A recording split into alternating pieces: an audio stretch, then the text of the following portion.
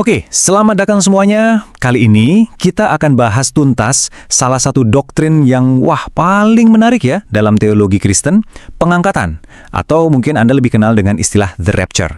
Nah, kita akan bedah nih 5 tujuan utamanya berdasarkan sebuah panduan pemuritan teologis. Tapi sebelum kita loncat lebih jauh, coba deh pikirin pertanyaan ini.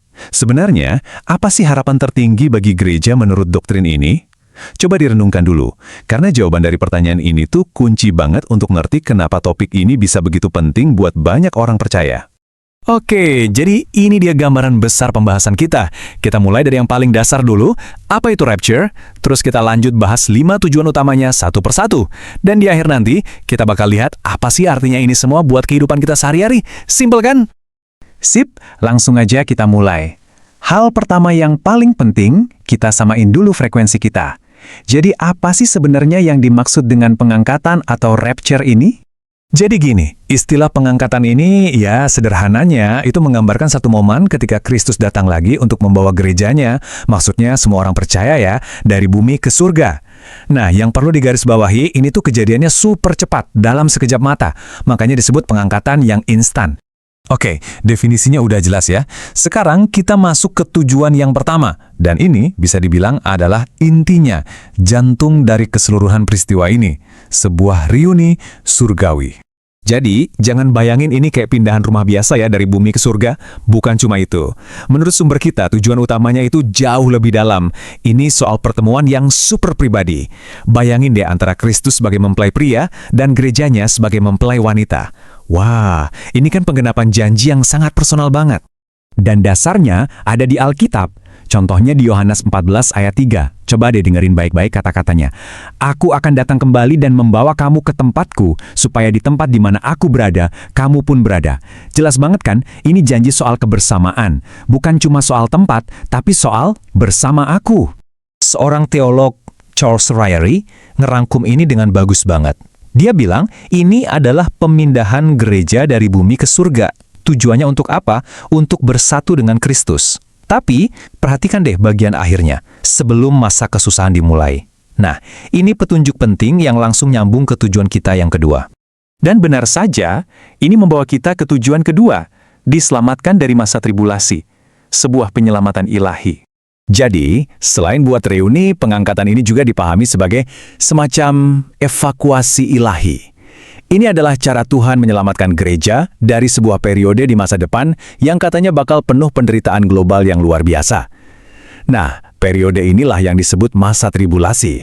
Dasar Alkitabnya dari mana? Kuat banget. Salah satunya dari 1 Tesalonika 5 ayat 9. Di situ dibilang, sebab Allah tidak menetapkan kita untuk ditimpa murka, tetapi untuk beroleh keselamatan. Jelas ya, ini janji soal perlindungan, bahwa orang percaya itu bukan ditakdirkan untuk mengalami murka itu. Ada teolog lain, John Walvoord, yang benar-benar nekenin poin ini. Dia bilang ini tuh bukan kiasan atau metafora, tapi sebuah pembebasan literal dari murka yang akan datang. Jadi ini dianggap sebagai penyelamatan yang, nyata secara fisik. Oke, kita udah bahas soal reuni dan penyelamatan. Sekarang kita masuk ke tujuan ketiga. Dan ini personal banget. Ini soal transformasi luar biasa yang terjadi di dalam diri kita masing-masing. Dari fana menjadi abadi. Coba deh, lihat perbedaannya. Kontrasnya jauh banget. Tubuh kita yang sekarang kan ya gitu deh. Bisa sakit, bisa tua, masih terbatas sama dosa, sifatnya duniawi. Tapi nanti pas pengangkatan, boom! Tubuh kita diubah jadi tubuh kemuliaan. Jadi abadi, sempurna, bebas total dari dosa, dan surgawi. Ini sih ultimate upgrade. Nah, dalam dunia teologi, proses ini punya nama keren, glorification atau pemuliaan. Menurut teolog Wayne Grudem, ini adalah langkah terakhir dari keselamatan. Momen di mana kita akhirnya menerima tubuh kebangkitan yang versi sempurnanya. Oke, kita lanjut ya.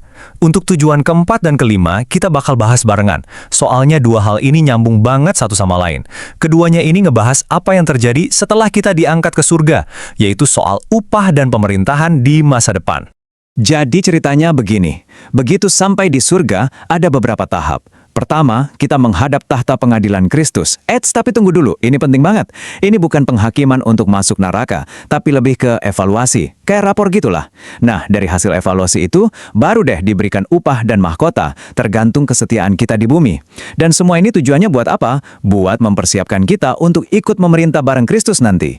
Dasarnya ada di 2 Korintus 5 ayat 10 yang menjelaskan momen evaluasi ini. Dikatakan bahwa kita semua akan menerima apa yang layak kita dapatkan, sesuai dengan apa yang kita lakukan selama hidup di dunia. Jadi, ya, ini adalah momen pertanggungjawaban atas hidup kita sebagai orang percaya. Dan biar makin jelas lagi, Charles Stanley menegaskan kalau ini tuh sistem penghargaan, bukan penghakiman untuk penghukuman. Ini beda banget ya. Tujuannya itu bukan buat menghukum, tapi untuk ngasih penghargaan atas kesetiaan kita. Jadi, ini kabar baik, bukan kabar buruk. Oke, kita udah bahas 4 tujuan teologisnya. Sekarang kita sampai di bagian terakhir. Dan mungkin yang paling penting, terus apa gunanya tahu ini semua buat kita yang hidup sekarang? Inilah yang disebut doktrin pengharapan yang hidup. Coba kita renungkan bareng-bareng. Kalau kita beneran percaya soal pengangkatan ini, harusnya hidup kita sehari-hari gimana? Apa ini cuma jadi pengetahuan tambahan di kepala aja, atau beneran bisa mengubah cara kita bertindak, berpikir, dan merasa setiap hari? Nah, menurut doktrin ini, dampaknya harusnya nyata banget. Kita jadi ditantang untuk, pertama, hidup kudus. Kedua, jadi lebih setia dalam pelayanan dan semua tanggung jawab kita. Ketiga, kita jadi punya pengharapan yang konstan, yang nggak goyah. Dan terakhir, fokus kita jadi bergeser. Dari yang cuma ngejar hal-hal sementara, jadi membangun sesuatu yang bernilai kekal. Jadi, kalau boleh ditarik kesimpulan, intinya tuh ini. Kepercayaan akan pengangkatan itu bukan soal tiket buat kabur dari masa depan yang susah. Bukan sama sekali. Justru, ini adalah soal bagaimana keyakinan itu mengubah total cara kita memandang dan menjalani hidup saat ini. Dan sebagai penutup, ada satu kalimat yang kuat banget dari sumber kita. Pengangkatan itu bukan cuma sekedar doktrin kaku yang ada di buku teologi, bukan. Tapi ini adalah sebuah pengharapan yang hidup, sebuah pengharapan yang seharusnya jadi bahan bakar kita, yang ngasih energi, tujuan, dan makna di setiap hari yang kita jalani. Keren banget kan?